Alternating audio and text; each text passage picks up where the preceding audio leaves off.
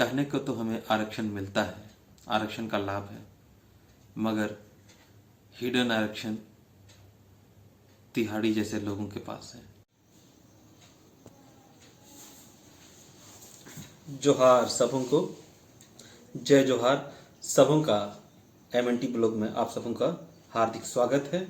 मैं नेल्सन तिर्की आप सबों का हार्दिक हार्दिक स्वागत करता हूं इस नए ब्लॉग वीडियो में। आज ये ब्लॉग वीडियो बनाने का एक खास कारण है। आज ये जो ब्लॉग वीडियो हम लोग बना रहे हैं क्योंकि पिछला ब्लॉग वीडियो जो हमने डाला बहुत ही अच्छा रिस्पांस मिला उसका, लोग बहुत ही खुश हुए और बहुत अच्छे अच्छे कमेंट्स मिले। और मैं बताना चाहूँगा, आज मैं बात कर रहा हूँ कमेंट्स के विषय में ही। कुछ ऐसे कमेंट्स भी आए जो पढ़ करके मुझे लगा कि इस पर बात होनी चाहिए, लेकिन मेरे कुछ शुभचिंतक हैं जिन्होंने मुझे कहा कि ये सब सब्जेक्ट को छोड़ दो, ये विषय को छोड़ दो, तुम्हारा चैनल बहुत अच्छा ग्रो कर रहा है, आप इसको इग्नोर करो। लेकिन मुझसे रहा नहीं गया और मैं इन पर बात किए बिना रह नहीं पा रहा हूँ, क्योंकि मेरा मानना है जब तक हम बात नहीं करेंगे एक दूसरे से, जब तक हम लोग कनेक्ट नहीं होंगे, तब तक हम लोग बातों को समझेंगे नहीं।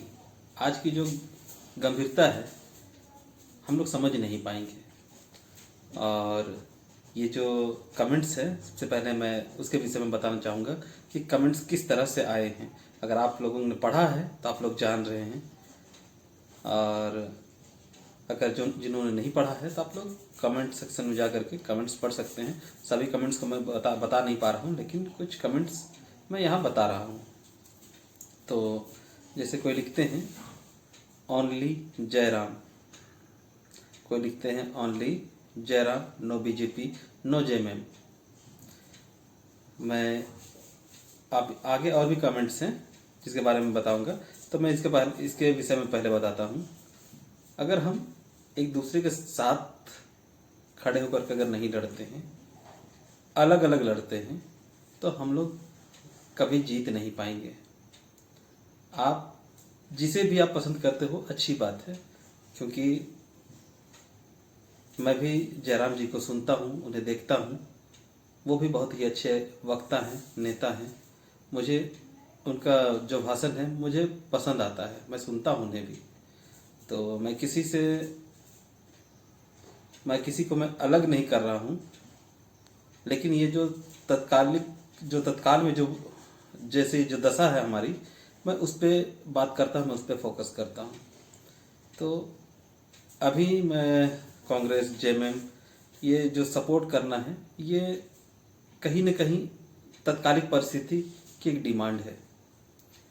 और मैं बताना चाहूँगा, अगर हम हम लोग हो करके लड़ते हैं तो ये कहीं से भी सूटेबल नहीं है। और सबसे बड़ी पार्टी अगर कहा जाए क्षेत्रीय पार्टी, तो वो झारखंड मुक्ति मोर्चा है। और मैं बताना चाहूँगा, कुछ लोगों ने ये भी कहा कि जेएमएम के पास ताकत खत्म हो गया है, उनका ताकत कांग्रेस और आरजेडी वाले उनका ताकत खत्म कर दी। तो इस समय आप लोग देख रहे हैं, यहाँ अपना सरकार झारखंड मुक्ति मोर्चा ने इन सबों के साथ मिलकर के बनाया है, तो ये कहीं से भी ये कहना उचित नहीं होगा मेरे ख्याल से कि कांग्रेस और आरजेडी ने झारखंड मुक्ति मोर्चा की ताकत को खत्म कर दिया है। और ये अच्छी बात है कि लोग एक दूसरे से मिलकर के लड़ रहे हैं। मैं चाहता ही हूँ कि सभी लोग एक दूसरे के साथ मिलकर के एक मंच में आए, एक मंच को साझा करें, और उसके बाद यहाँ पर इस लड़ाई को लड़ें। और कुछ लोग ये भी कहते हैं मजाकिया लहजे में, जैसे हमने एक नारा दिया था, हेमंत सोरेन मत घबराना, तेरे पीछे सारा जमाना। तो कोई लिखता है यहाँ पर, हेमंत सोरेन मत घबराना, तेरे पीछे आरजेडी, लालू यादव, इस तरह के वगैरह वगैरह। ये मजाक है, चलो कोई बात नहीं। लेकिन कुछ ऐसे बातें हैं कि झारखंड मुक्ति मोर्चा को ही कहा गया कि झारखंड मुक्ति मोर्चा बाहरियों को लेकर के आ रहा है, बाहरियों को यहाँ घुसा रहा है। मैं एक बात कहना चाहूँगा, बाहरियों से अगर कोई लड़ा है, अगर कोई पार्टी, तो वो झारखंड मुक्ति मोर्चा ने लड़ा है। झारखंड मुक्ति मोर्चा एक संघर्षशील पार्टी है और ये हमेशा संघर्ष करते हुए आई है। और जब झारखंड अलग राज्य का जब मांग उठा था, तो सबसे पहले हमारे दिसुम गुरु शिबू सोरेन जी ने आवाज़ उठाई थी। और यहाँ पर बहुत सारी बातें हैं जो हम कह सकते हैं, हम उस आप जो कमेंट करते हैं उस पर भी जवाब दिया जा सकता है, लेकिन ज़्यादा क्लियर नहीं हो पाएगा, ठीक है। और किसी ने तो ये भी कहा है कि यहाँ पर अलग अलग लोगों को, बाहरियों को यहाँ शामिल कर रहे हैं झारखंड मुक्ति मोर्चा। तो मैं कहना चाहूँगा, एक तर्क है, मैं यहाँ किसी को भी ये दोष नहीं देता हूँ, ये मेरा अपना तर्क है, अपना एक सोच है कि अगर बाहरियों का अगर बात किया जाए, बाहरियों का बात किया जाए, तो मैं जयराम जी की तरफ ही जाऊँगा एक बार। वैसे तो वो मुझे बहुत पसंद है, लेकिन मैं उनके ओर ही जाऊँगा। एक बार मैं कहूँगा कि कोडरमा लोकसभा क्षेत्र से जो उम्मीदवार है, जी हाँ, मनोज यादव, तो क्या मनोज यादव आपको कहाँ से आदिवासी लगते हैं? कैसे आप सोच सकते हैं कि वो आदिवासी है? अगर यहाँ पर लालू आरजेडी की अगर हम बात करते हैं, तो मनोज यादव भी आदिवासी तो नहीं हो सकते हैं। क्या आदिवासी उम्मीदवार नहीं हो सकता था? खैर, ये पार्टी का अपना एक अलग विचार है, अपनी एक विचारधारा है। मैं किसी को गलत नहीं कहता हूँ। कोई भी पार्टी, कोई भी उम्मीदवार अपने हिसाब से तय करती है। वो ये भी देखती है कि कौन सा उम्मीदवार कितना पॉपुलर है, कितना सक्षम है, या उनका व्यक्तित्व कैसा है। वो अपने हिसाब से देखती है और तय करती है कि किसे टिकट देना चाहिए। तो यहाँ पर हम लोग इस विषय में भी चर्चा ज़्यादा नहीं करते हैं, ये एक अलग विषय हो जाएगा। हम लोग चर्चा करते हैं कि कुछ लोगों का ये कहना है, या एक ही कमेंट आया था जिनका कहना था कि आप लोग झारखंड को बांट रहे हैं। अगर झारखंड को बांटने की बात होती तो सबसे पहला कि हम ये वीडियो आपस में बात करने के लिए नहीं बनाते। अगर ये वीडियो अगर कहीं ना कहीं अगर मैं बना रहा हूँ तो एक दूसरे के साथ सामंजस्य स्थापित करने के लिए बना रहा हूँ, कि हम एक दूसरे के साथ मिल करके बात करें, तय करें कि हमारा जो आगे का जो हमारा झारखंड राज्य कैसा होगा, या फिर हमारा भारत देश कैसा होगा। ये डिपेंड करेगा कि हम इस वक्त क्या फैसला लेते हैं। खैर, हम ये बात कर रहे हैं, लेकिन एक अहम बात यहाँ पर ये भी आती है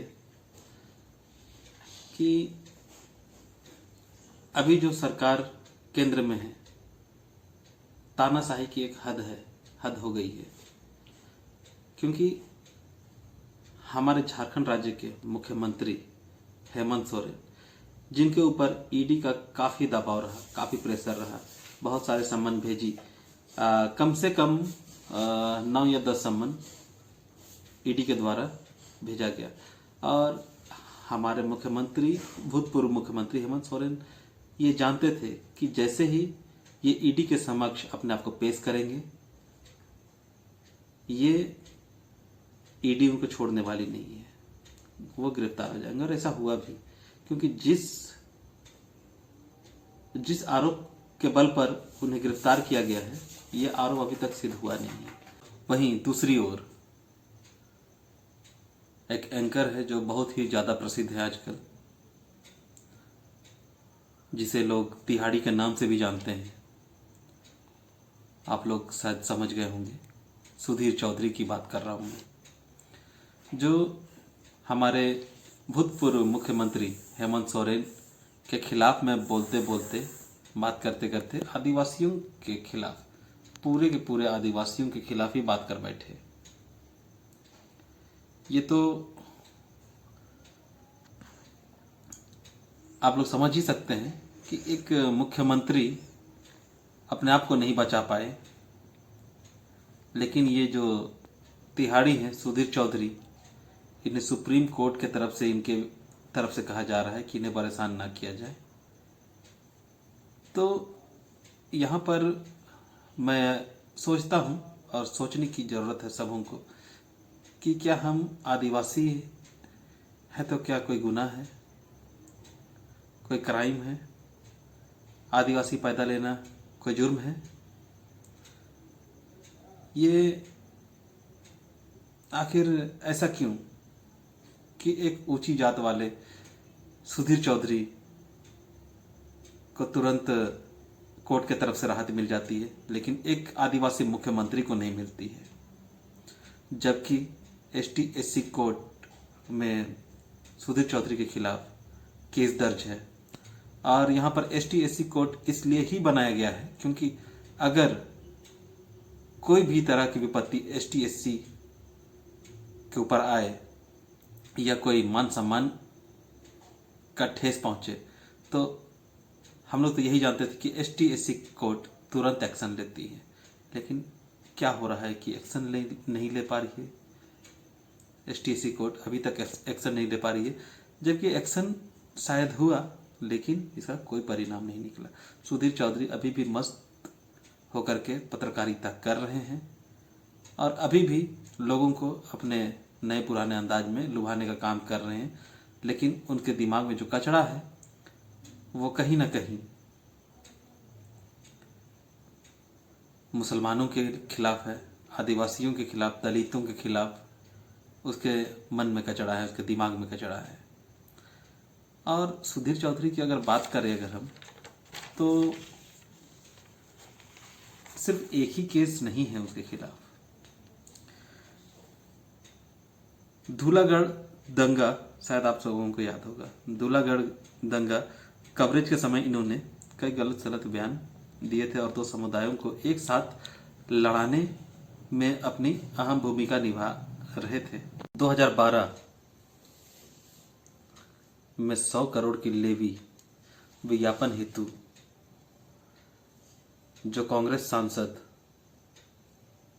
नवीन जिंदल से जब डिमांड किए थे, उस समय भी इन्हें कोर्ट का रास्ता दिखाया गया था। बहुत सारे ऐसे इनके ऊपर केस मुकदमे हैं, लेकिन ये अभी बाहर घूम रहे हैं, इत्मीनान है। ऐसा क्यों? कहने को तो हमें आरक्षण मिलता है, आरक्षण का लाभ है, मगर हिडन आरक्षण तिहाड़ी जैसे लोगों के पास है। मैं यहाँ पर सुप्रीम कोर्ट हो या मतलब इन सबों का फैसला जो है, कोर्ट का जो फैसला है, मैं इन्हें चैलेंज नहीं कर रहा हूँ, लेकिन मेरे विचार से मैं चाहता हूँ कि एक बार इस पर पुनर्विचार होना चाहिए। और ये सब कहीं ना कहीं हमारे दिल में लगता है क्योंकि हम आदिवासी हैं और आदिवासी होना कोई गुनाह नहीं है। आदिवासी होना हमारे लिए एक फख्र की बात है, गर्व की बात है। हम गर्व से कहते हैं कि हम आदिवासी हैं, लेकिन आदिवासियों का क्या है आज इस झारखंड राज्य में? क्या है? कहीं पर कुछ भी नहीं। अगर हम यहाँ पर हमारे माननीय भूतपूर्व मुख्यमंत्री हेमंत सोरेन की अगर बात करें, तो कोर्ट से राहत लेने की इन्होंने भी कोशिश की थी, लेकिन कोर्ट की सुनवाई इनके पाले में नहीं आई। इनको नसीब हुआ सिर्फ जेल। और यहाँ पर मैं आपको बता दूं, ये इस मौके पर जो कि 5 साल इनको निभाना था अपना कार्यकाल मुख्यमंत्री के रूप में, लेकिन नहीं निभा पाए। 2.5 साल तो लगभग कोरोना ने ही ले लिया, और अभी कुछ समय जो बचा है, ये अभी ईडी के द्वारा जो इतनी दबिश बढ़ाई और इन्हें गिरफ्तार किया, इन्हें काम करने दिया ही नहीं गया।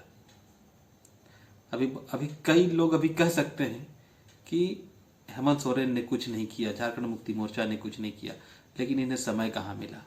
कोई भी समय नहीं मिला काम करने के लिए। लेकिन भी एक तरफ से देखा जाए तो कोरोना जैसे महामारी में ये एक हीरो की तरह नजर आए थे, बढ़ चढ़ करके अपनी भूमिका निभाए थे। यहाँ तक कि काफ़ी मजदूरों को प्लेन से झारखंड लाया गया। ट्रेन से तो लाया ही गया, लेकिन प्लेन से भी लाया गया। तो ये एक मुख्यमंत्री जो जिंदा दिल की एक मिसाल है। इन्होंने ये काम किया और भी कई काम हैं इनके, लेकिन मैं ज़्यादा इधर इस विषय में नहीं बात करूँगा। आज का जो विषय था हमने बात शायद कर लिया है इस पे पूरा। बस मैं चाहूँगा कि आप लोग इस बात को समझें जो हमने जो बात की है, और कहीं न कहीं शायद हम लोग एक दूसरे से बात नहीं करते हैं, विचार नहीं करते हैं, इसलिए हम लोगों में इतना मतभेद है। हमारे बीच में मतभेद तो हो सकता है, मगर मनभेद नहीं हो सकता है। अगर झारखंड में कभी आदिवासियत की बात आए या फिर भारतीयता की बात आए, तो आप हैं या हम हैं, हम लोग कुछ भी करेंगे। लेकिन जो तात्कालिक जो डिमांड है, जो इस वक्त जो हमारी मांग है कि इस वक्त हमें एकजुट होकर के लड़ना होगा। और इन्हीं बातों के साथ अब मैं विदा लूँगा। खुश रहें, सुरक्षित रहें। जय झारखंड, जोहार झारखंड।